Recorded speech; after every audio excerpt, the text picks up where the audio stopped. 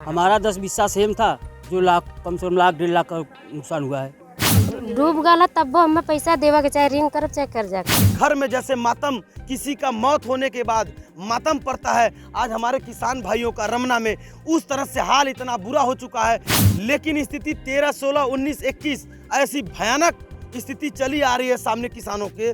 और रमना से सीधे ऐलान किया जा रहा है कि अगर तटबंध नहीं तो वोट नहीं। कुछ नहीं मिलता है, केवल कागजी सब बनावटे, कुछ नहीं। किसान को कहाँ कुछ मिलता है।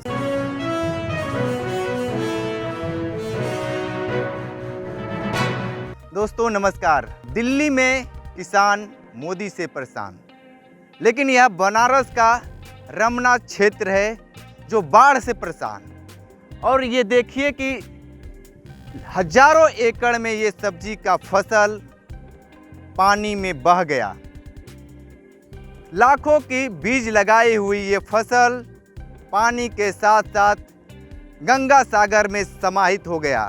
आपको बता दें कि यह रमना बनारस के अगल बगल जनपदों में यहाँ से सब्जियाँ जाती हैं, लेकिन यह सब्जी के लिए लगातार जो किसान हैं मेहनत करते हैं। मेहनत करने के बाद भी उन्हें इस साल कुछ नहीं मिला। आप देखिए कि इधर भी सब्जी की खेती की गई थी, हल्दी की खेती की गई थी, लेकिन यहाँ पे सिर्फ घास ही देखने को मिलेगा आपको।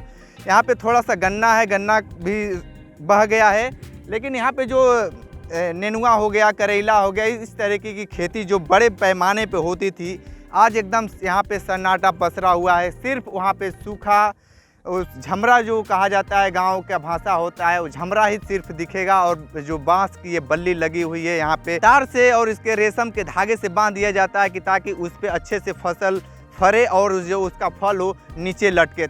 क्योंकि इस तरीके का इसलिए किया जाता है कि ताकि फसल को तोड़ने में आसानी हो। यहाँ पे किसान हैं, उनसे बात करेंगे कि यहाँ पे किस तरीके की खेती होती है और कितने बड़े मात्रा में नुकसान हुआ है इस बाढ़ में। जी, मैं प्रधानपति अमित पटेल। अमित जी, इस क्षेत्र में रमना में कितने मात्रा पे खेती होती है सब्जी की? लगभग देखिए, ये आपका रमना काशी विद्यापीठ है, आपका ब्लॉक काशी विद्यापीठ पड़ता है, थाना लंका पड़ता है, जिला वाराणसी पड़ता है। सबसे बड़े पैमाने पर खेती रमना में की जाती है। और हरी सब्जी के बारे में, रमना एक ऐसा गांव है, कृषि गांव है कि लोगों का अपना जीविका और अपने परिवार को पढ़ाना लिखाना, शादी विवाह सब इसी खेती पर निर्भर है। लेकिन स्थिति 13, 16, 19, 21 ऐसी भयानक स्थिति चली आ रही है सामने किसानों के कि लगभग बार सरकार से निवेदन करते 13 से तटबंध की बात की जा रही थी।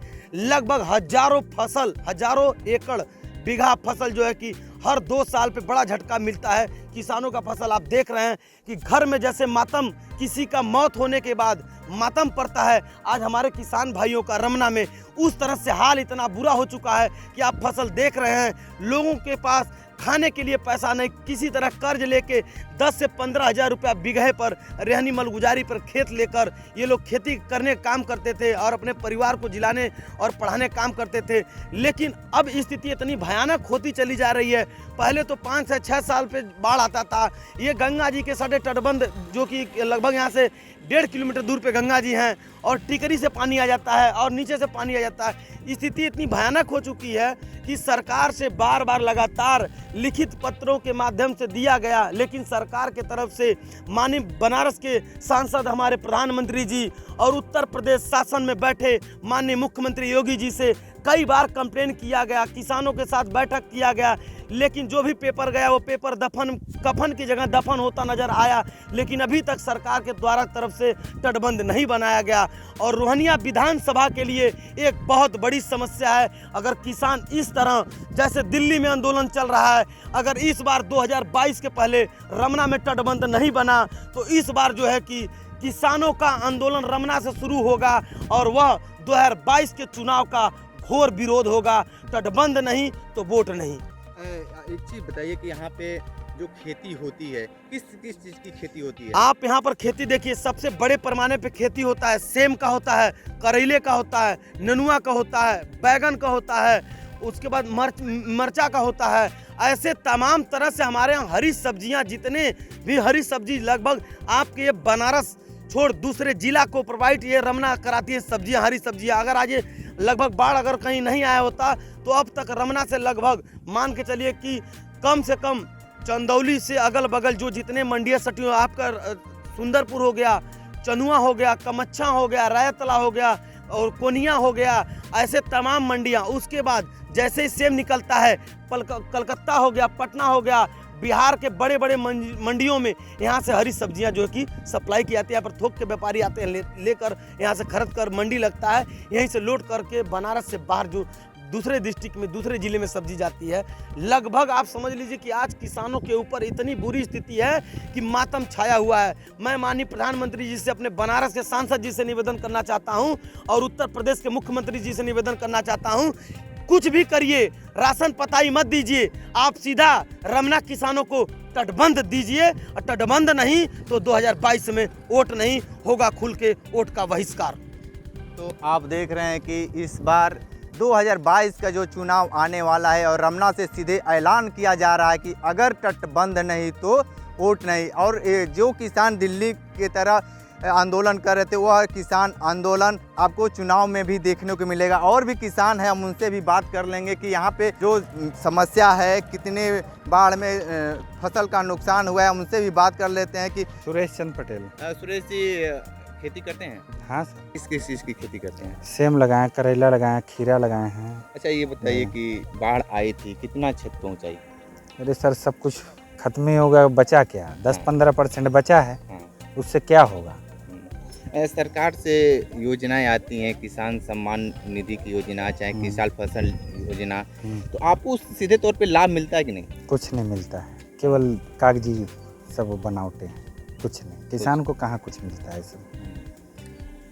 तो भैया देखिए कि किसान को कुछ मिलता नहीं है। और भी इधर महिलाएं हैं, हम उनसे भी बात करेंगे, क्योंकि ये जो महिलाएं हैं सब्जी को जो साफ़ सुथरा खेत को करने के लिए जाती हैं, फसल को सही रखने के लिए बहुत मजदूरों की ज़रूरत होती है। और भी ये महिलाएं हैं, क्या करती हैं चाची? खेती करती हैं। किस चीज़ की खेती की थी इस बार? सेम का। बचा है कि बाढ़ ने लेकर चला गया? कितना सेम बोई थी? 1 बीघा बोई थी। और आप? हमारो 15-20 साल। 15-20। ये बताइए कि जो 15-20 खेत था आपका था कि रेहन पे लिए थे या मढ़ई लिए थे? नहीं, घरे का मतलब एक रहनी ले रेहनी है। तो ये रेहनी पे जो ली थी तो उनको पैसा देना पड़ेगा या कोई क्या है? ले डूब गला तब हमें पैसा देवा के, चाहे ऋण करब चाहे कर्जा करब, मतलब हमें देवे क्या। अच्छा ये बताइए कि जो खेती आप लोग करते हैं तो उसमें कितनी लागत लग जाती है? अगर 10 कट्ठा अगर सब्जी बोना हो या 15 कट्ठा बोना हो तो? अरे भैया अगर जोड़बा ना तो अगर शुरू से खेती करबा तो कम से कम छोटा रही तब 20-25 हज़ार लग जाई। तान बास हर चीज़ महंगाई देखत है आगे, वो मजे का चल जाला। अच्छा सरकार के द्वारा योजना आती है, आपको मिलता है कि नहीं? अरे तो जमीन बा भाई जीजा, तो हमने के कौन चीज़ लाभ मिलत बा?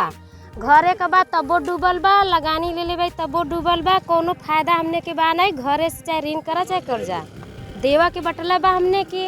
और यहाँ सेम होता है, बैगन होता है, करेला होता है, भिंडी होता है, नेनुआ होता है, बैगन होता है, टमाटर होता है, लौआ होता है, कोहड़ा होता है, नाना प्रकार की जितनी बनारस में सब्जियां नहीं होती है सब रमना से ही जाता है। किसान तो लाखों का हुआ है।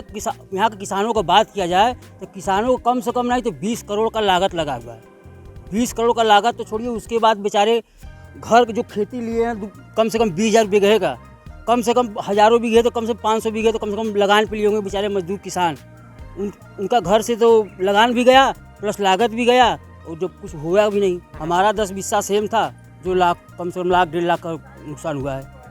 हाँ तो और जो 10,000 उसमें हमारा लागत हुआ था 10 से 15,000। इसी तरह का कोई सरकार से आश्वासन बस दिया जा रहा है कि किसानों का आय दूना किया जाएगा, लेकिन सरकार की तरफ से कोई मदद नहीं किया जा रहा है किसानों का। सिर्फ वादे पे ही वादे किया जा रहा है कि सरकार द्वारा कि किसानों का आय दूना किया जाएगा। यहाँ 13 में बाढ़ आया, 16 में आया, 19 में आया, तब से सरकार के यहाँ पे खाली तटबंध का कार्यक्रम चलता है। और तब जब बाढ़ आता है, बाढ़ के बाद यहाँ पे बस हल्ला होता है कि बाढ़ तटबंध बनेगा, फिर उसके बाद सरकार की बुरिया बस्ते में सब चला जाता है।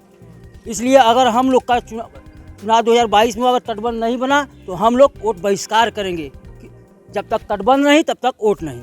बोड़िया लगल है, हाँ भंटा लगल है, सेम लगल है, और चिची खीरा लगल है, ये तनी नेनुआ लगल है, सेम 1 बीघा लगल है, कुल्ले हला बाई भैया खेत।